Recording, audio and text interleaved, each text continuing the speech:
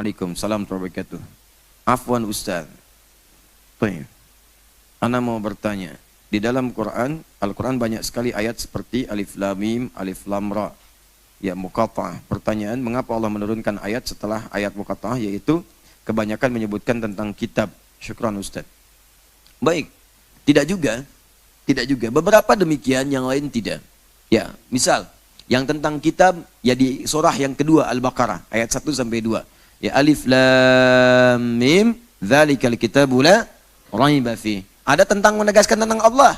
Quran surah ketiganya Ali Imran ayat 1 sampai 2-nya. Alif Lam Mim juga. Alif Lam Mim, Allahu la ilaha illa huwal hayyul qayyum. Ada yang tentang kitab lagi, ada surat Yusuf surah 12. Alif Lam Ra, tilka ayatul kitabil mubin. Ada. Nah, sekarang pertanyaannya, pertama, apa itu huruf muqatta'ah? Alif Lam Ra, Alif Lam Mim, itu kan Alif Lam Mim Shad, Kaf Ha Ya Ain Shad, kan?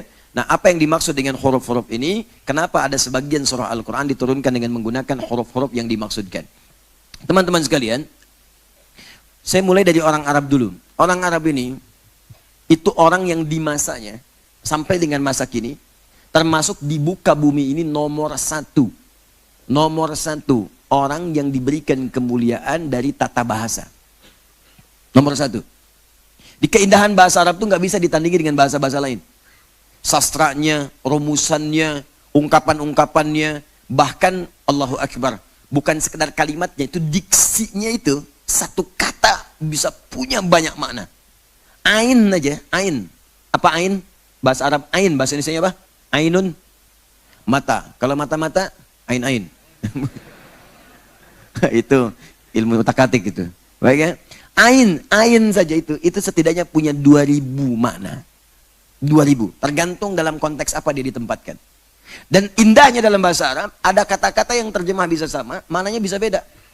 Mirip-mirip, tapi maknanya beda. Sesuai dengan keadaan saat dikerjakan. Begitu dikerjakan, ada kata-kata khusus untuk mewakili itu. Contoh begini, duduk, apa bahasa Arabnya? Jalasa, ijlis, kata perintahnya ijlis, jalasa. Padahal ada dua, ada qa'ada, ada jalasa. Apa beda qa'ada dengan jalasa? Lihat cara duduknya, apakah berpindah dari tempat yang tinggi ke rendah atau rendah ke tinggi. Kalau pindah dari tinggi ke rendah, misal berdiri begini, terus mau duduk, maka bahasa Arabnya bukan jalasa, tapi qa'ada. Qa'ada, sifatnya disebut qu'ud, qu'udan, artinya dari posisi tinggi pindah ke rendah. Dari berdiri pindah ke duduk. Berdiri itu tinggi, kemudian duduk, maka qa'ada. Makanya orang sholat yang nggak bisa berdiri diminta duduk, dan di Al-Quran nggak ada kata jalasa untuk memindahkan yang berdiri jadi duduk. Tapi qa'ada. Quran surah keempat An-Nisa ayat 103. Fa idza qadaytumus sholata fadhkurullaha qiyaman wa qu'udan wa 'ala junubihim. Ya, wa 'ala junubikum. Kemudian Ali Imran ayat 191. Alladzina yadhkurunallaha qiyaman wa qu'udan wa 'ala junubihim. Qiyaman berdiri, nggak bisa berdiri, duduk seperti ini. Tapi kalau pindah rendah kepada tinggi, nih pindah tempat, rendah ke tinggi, di bawah pindah ke atas, maka tempatnya jalasa cara duduknya. Ijlis, Anda pindah di karpet, saya minta Anda pindah ke kursi, naik ke atas. Maka orang Arab fasih mengatakan tafadhal ijlis, julusan, pindah dari bawah ke atas. Tempatnya disebut majlis. Tempat duduk untuk santai, dari duduk capek, pengen istirahat disebut maq'ad. Makanya orang pensiun disebut taqa'ud. Maq'ad turun karena bekerja, jadi lelah, istirahat dulu. Selesai masanya. Orang sudah jalan-jalan pengen duduk, tempatnya maq'ad. Tapi kalau tempat yang bisa mengangkat kita, posisi kita lebih tinggi lagi, bukan maq'ad namanya, majlis namanya. Jamaknya disebut majalis. Makanya tempat menuntut ilmu disebut majlis ilmu. Majlis bukan maq'ad ilmu. Kenapa majlis? Untuk memberikan isyarat kepada kita, cari tempat ngaji yang bisa mengangkat derajat kita dari rendah ke tinggi. Apa yang terangkat? Turunlah Quran surah 58 ayat 11. Ya ayyuhalladzina amanu idza qila lakum tafassahu fil majalis. Kalau dikatakan pada Anda, share majlis, luaskan majlis, luaskan majlis. Majlis yang bagaimana? Teruskan ayatnya. Lihat ujung ayatnya. Yarfa'illahu alladzina amanu minkum walladzina utul ilma darajat. Cari majlis-majlis yang bisa mengangkat iman Anda. Jadi kalau Anda belajar, iman Anda naik. Lebih dekat dengan Allah, lebih kenal Allah, lebih kenal Rasulullah, lebih ingin ibadah. Itu poinnya. Jadi kalau Anda hadir di majlis tapi nggak bisa meningkatkan iman Anda, bukan majlis namanya. Makanya saya sering katakan, kalau Anda belajar dengan saya, tidak bisa mendekatkan Anda dengan Allah, maka tinggalkan saya, cari ustadz lain. Yang kedua ilmu kita naik. Naik, cari tempat-tempat yang bisa menambah pengetahuan kita. Sehingga antara masuk dengan keluar beda. Masuk belum tahu fikih sholat, keluar paham fikih sholat. Masuk belum tahu tentang zakat, keluar tahu tentang zakat. Masuk dengan keluar berbeda. Itulah majlis. Cuma di bahasa Arab. Yang ketiga, di bahasa Arab itu punya kaidah saja. Saja itu masuk dalam kategori di syair. Bisa disusun yang ujungnya sama, kelihatan sama. A, I, itu kan A aja, I aja. Ketika bicara A semua, ketika bicara I semua, ketika bicara U semua. Di bahasa lain agak susah. Coba temukan sepadan dengan ini. Sautu sofiril bulbuli I, hayyaja qalbi thamili I, al-ma'u wa zahru ma'a ma zahri lahdul muqali I, wa anta sayyidali I, wa sayyidi I, wa maulali I, fakam tayyumuni I, guzailun oqoiqoli I, qatabtuhum nadwatan fili hadar rajuli I, ya wal walad wali ya wailali I, faqultu la tuwalwili I, fabainul lu'lu ali I, qala tau inaka dzul muqali I, kahatan kakailali I, tatabuli I. Kalau bahasa cepatnya, sautu sofiril bulbuli ayaja qalbi tamili al-ma'u wa zahru ma'a ma zahri lahdul muqali fa anta yasalidali wa sayyidi wa maulali fakam tayyumuni ghazailun uqayqali qatabtuhu min wadatin fi hadar rajuli faqala la faqad ghada muharbili wal walad wali ya wailali faqultu la tuwalbili fabayinu lu ali qala tau ina kadza in waradidul muqali kahatan kakailali tatabuli. Ulangi. Cari yang sepadan. Mau dibikin pakai kaidah untuk bahasa Arab, kaidah untuk belajar. Bahasa Arab itu bisa menyingkat kaidah-kaidah teori-teori hanya dengan satu bait-bait tertentu.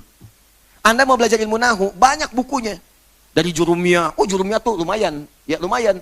Al-kalamu walatul murakkabul mufidu bil wadi wa aqsamu thalathatun ismun fi'lun wa harfun wa amalif wa kalimatun la fi nafsi wa la muqtaram bi zaman wa naik jadi emriti, naik jadi kemudian ke atas lagi banyak jadi alfiyah. Dikumpulkan teori ini yang bukunya berjilid-jilid belasan puluhan jilid, dibikin puisi, selesai. Hafal puisi ini, hafal kaidahnya. Kalamuna lafzun mufidun kastaqim im wasmun wafidun thumma harfunil kalim im wahiduhu kalimatun wal qawlu am wa kalimatun biha kalamun qad yu'am bil jari wat tanwini wan nida wa al mustadin ismi tamidun hasal al bitafa'alti atatu ya if ali I wa nunik balana ismun yamjali I. Semua sama ujungnya ta I am selesai. Dan setelah menghafalkan itu paham kaidah bahasa Arabnya. Ilmu hadis ada alfiyah fil hadis. Qiraat ada alfiyah dalam qiraat. Ada semuanya. Itulah bahasa Arab keunikannya. Bahkan dia punya rumus 16 rumusnya. Dengan 16 rumus ini, Allahu Akbar, Anda bisa menghafal apa saja. Baru lihat seperti ini jamaah, Anda bisa bayangkan suasananya hanya dengan membuat satu syair saja. Itu keunggulan orang Arab. Dan punya 16 rumus disebut dengan bahr namanya. Tawilun lahudunal buhuri fadailu, fa'ulun mafa'ilun. Rumus pertama, kifana min dzikri habibin wa manzili bisaqti wa baidad dakhuli fahumali. Ya ahmarul ladzi qa'ada amami fa anta jalisun bil ihtimami. Hai baju merah yang sedang ada di hadapanku, engkau melihatku dengan serius kepadaku. Bikin satu itu aja. Dan terbayang ketika disebutkan rambutnya, wajahnya, pegang mushafnya, macam-macamnya. Cuman begitu tuh orang Arab bisa dibikin puisi dan kita bisa tahu apa yang terjadi pada saat itu.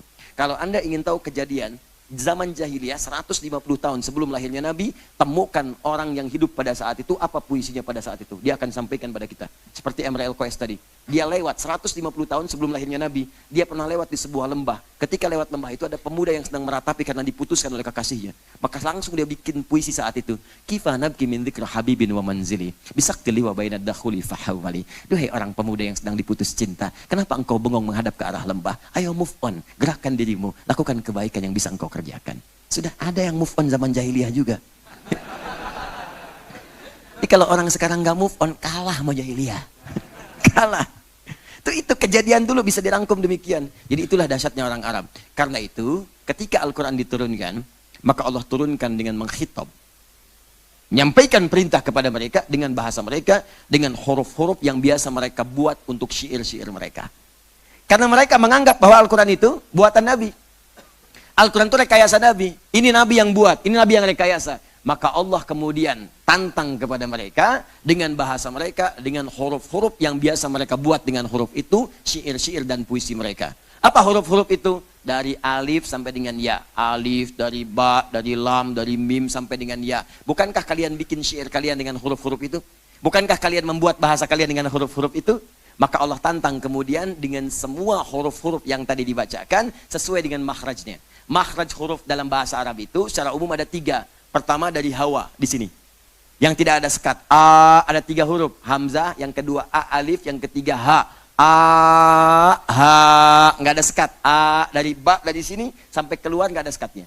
Kedua masuk kemudian ke lidah, lam, la. Ketiga mim untuk keluar, ma,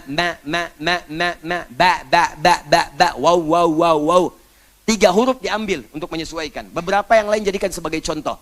Baik, apa di antara contohnya? Alif, lam, mim. Alif, lam, ra.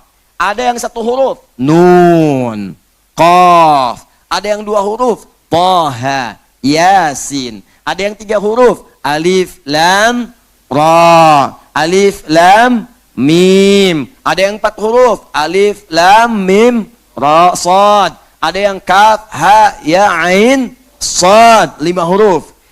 Disampaikan semua ini, dibuka dengan itu Al-Quran. Apa maksud semua ini? Nah, para ulama tafsir dan memberikan pandangan, dibukanya Al-Quran dengan huruf-huruf tadi untuk membuat tantangan kepada orang Arab. Hei, orang yang merasa kalian paling hebat di bahasanya.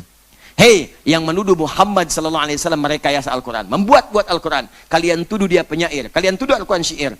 Karena itu buat semisal Al-Quran. Buat seperti Al-Quran yang disampaikan kepada kalian dengan bahasa kalian, dengan huruf-huruf yang biasa kalian rangkai syair-syair kalian itu. Apakah dengan alifkah, dengan lamkah, dengan mimkah, dengan rakah, dengan ainkah, dengan kafkah, dengan sodkah, silahkan buat semisal Quran. Dan tidak akan pernah kalian mampu untuk membuatnya. Makanya orang-orang dulu sehebat-sehebatnya mereka bikin syair, nggak bisa bikin serupa Al-Quran. Mustahil. Pertama apa?